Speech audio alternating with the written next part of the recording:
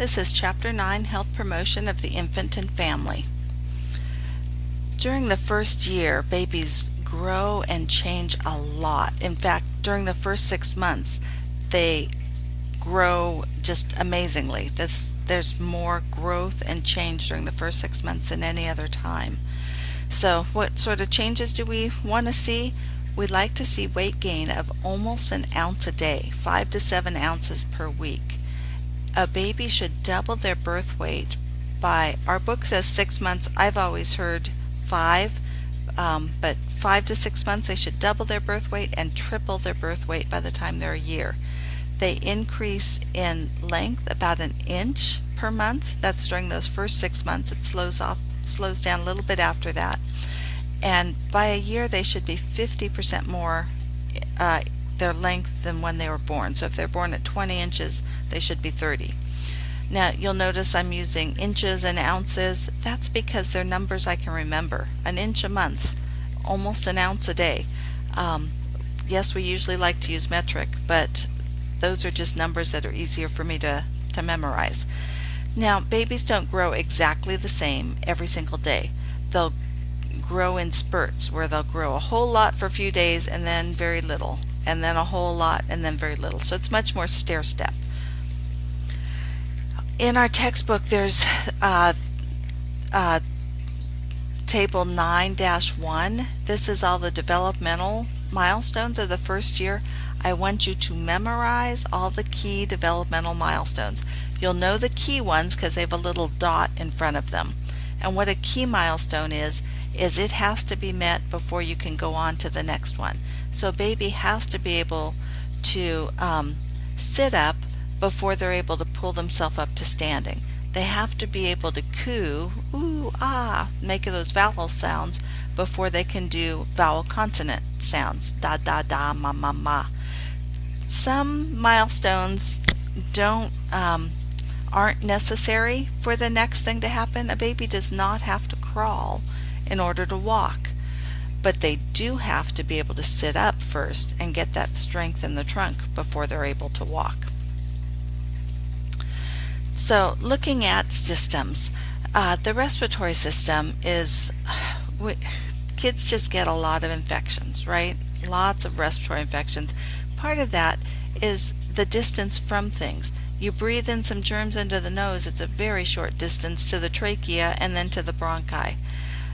You get some germs in the throat and they can go right up the eustachian tube and make an ear infection because it's such a short distance, and that eustachian tube is much flatter, so it's easier for the germs to travel. And they just don't have a mature immune system yet. Immunoglobulin A is made in the mucosal lining in the GI system, and they're really not making it yet. So all of that makes them prone to getting these respiratory infections. Hematopoietic changes, remember you have fetal hemoglobin for the first 5 months or so of life, kind of tapering off as you start making adult hemoglobin. And with that production of hemoglobin, you need iron. Those maternal iron stores are pretty much gone after 5 to 6 months. So as the fetal hemoglobin, which has that shorter half-life, is breaking down, and we tend to get what they call physiologic anemia about 2 to 3 months of life. There's a dip in the hemoglobin level. And then we like babies, when they start on solids, to start on the iron fortified cereals to replenish those iron stores, which are depleted by 5 to 6 months. The GI system is very immature on babies. They don't make as much saliva. Around 4 months they start making saliva, which is when they start drooling. They also don't have as many enzymes for breaking down things. They bind the milk, the breast milk or the formula, into curds for their digestion process. And if you give something solid like a raisin, they can't absorb it. They can't break it down and they can't absorb it. It'll just come right out and you'll see a nice plump raisin in the diaper, but that's about all it does, is it plumps on its way through. So they are good at fat absorption though, and in fact babies need fat absorption, or they need fat, so they shouldn't have fat limits in their diet unless there's some unusual metabolic issue. And the liver, which is part of the GI system, is probably the most immature system a baby has, which is why we see physiologic jaundice at 2 to 3 days when they have to bind that bilirubin on their own in their liver, and they're just not very good at that. The immune system is not mature. Babies don't get a lot of infections in the first 3 months of life, and that's because they're born with those antibodies from the mother, the IgG. And by the time they're a year, they're only at about 40% of adult levels of IgG, because they don't have the mothers anymore and they're not very good at making their own yet. This is why breastfeeding really makes a difference. The mother does pass on antibodies through that breast milk. So we really do want to encourage that. And just remember, with breast milk you can't microwave it because it will destroy the antibodies in there. Thermoregulation. It matures during the first year of life, but it's not very good in the beginning. When we get cold, we close down all the capillaries in our skin, and when we get hot, we open all the capillaries in our skin to let the heat dissipate through the skin. Babies don't do that. They also can't shiver until they're getting closer to a year.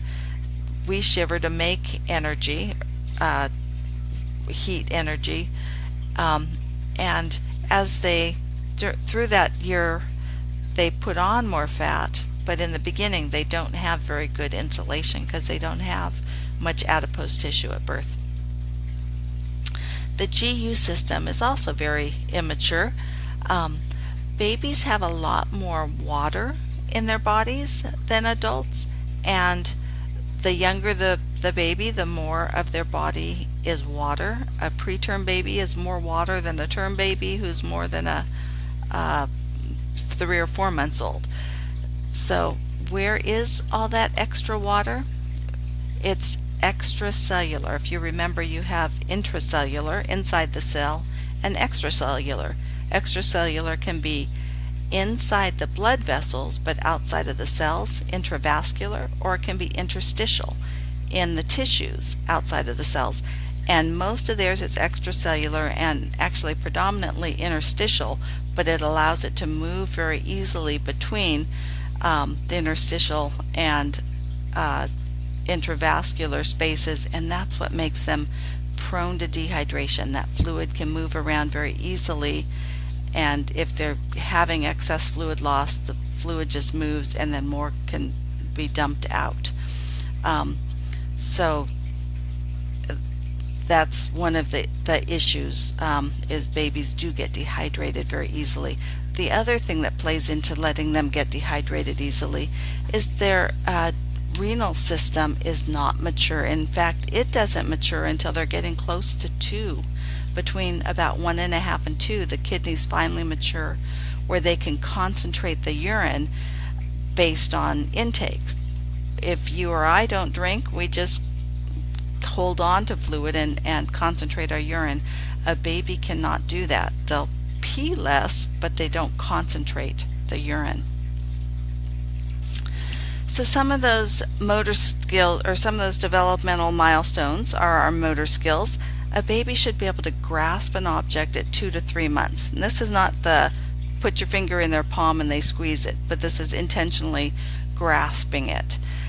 They should use a palmar grasp to pick something up by about 6 months, and that, the other way people will describe that is they're raking. Their fingers are all scraping along the surface and they're picking it up in their palm. So then they should be able to take that object and transfer it from one hand to the other around 7 months. Crossing midline is a big skill. That's an important one, to be able to transfer an object across midline. Then about 10 months they can use the finger and thumb in a pincer grasp to pick up items. By about 11 months, if you give them a container, a little jar with some raisins or something in it, they can turn it upside down to dump the objects out. And by 12 months, if you give them 2 blocks, they'll stack one on top of the other. And here's, you can see, he's starting to use his fingers to pick things up. And this guy's really good using one finger at a time. Gross motor, an infant starts having head lag, and by about 4 months there should be no head lag. By 5 to 6 months they should be able to roll over, and first they roll from their abdomen to their back, and they kind of get stuck there, and then it takes a little longer for them to learn to roll from the back to the stomach. By 7 months they should be able to sit up alone, and by 10 months they can, from a prone position, kind of push themselves up to sitting. And here's pictures of this head lag. You can see if you grab him by the hands and lift him, the head just hangs back, and this guy's trying to hold his head a little bit, and this guy's head's pretty much in line with his back.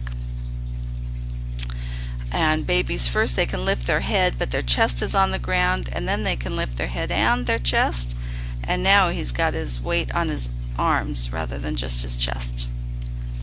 Sitting, his back's just round, and here he's got a little bit of strength there. This guy, still some curve, but he's able to hold his head up and nearly hold himself up. And this one, she can sit pretty well, but still has a little bit of weight on this hand, and he can sit really well. Locomotion is also something that develops. Everything happens in the cephalocaudal direction, so head to tail, and locomotion, that happens too. The arms get coordinated before the legs, so a lot of babies start out learning to push themselves backwards because they're pushing with their hands and their arms rather than their legs. Now, our book uses the term crawl for when they drag their belly and creep when they're up on hands and knees, but I've also seen these words used the other way around.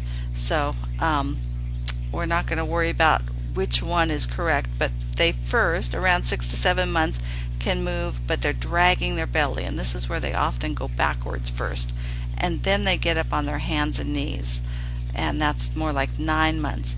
Walk with assistance, about 11 months, so this is where you're holding them and holding a hand and walking, and then by about 12 months they can start walking on their own.